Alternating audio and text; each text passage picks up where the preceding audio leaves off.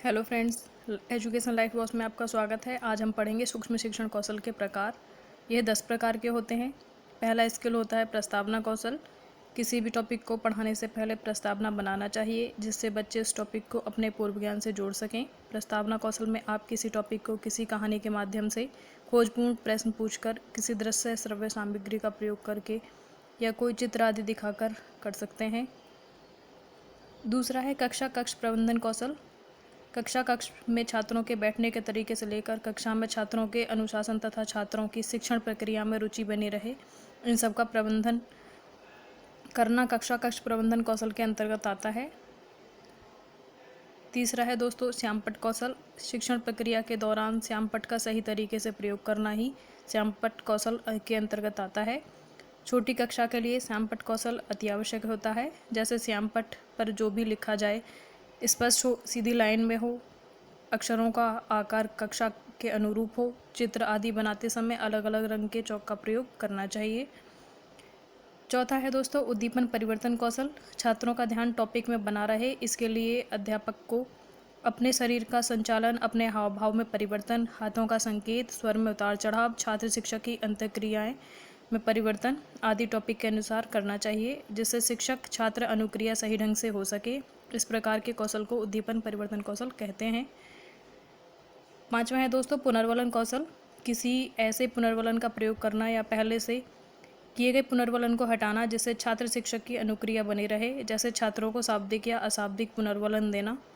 जैसे कि किसी बच्चे ने अच्छा वर्क किया हो तो उसके लिए शाबाश, वेरी गुड, बहुत अच्छा, इस टाइप के शब्द बोलकर उसको पुनर्वलन देना।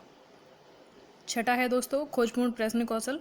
यदि कोई छात्र किसी प्रश्न का उत्तर न दे पा रहा हो तो उससे संबंधित कोई दूसरा प्रश्न पूछना जो कि पहले प्रश्न से संबंधित हो, जिससे छात्र अपने पूर्व ज्ञान को अपने टॉपिक से जोड़ सके। सातवां है दोस्तों उद्देश्य कौशल। शिक्षण कार्य हमेशा उद्देश्यपूर्ण हो। जो भी कक्ष में पढ़ाया जा रहा हो उसका एक अपना अनिश्चित उद्देश्य हो, वही कार्य या टॉपिक बच्चों को कराया जाना चाहिए। उद्देश्य विहीन शिक्षण नहीं होना चाहिए।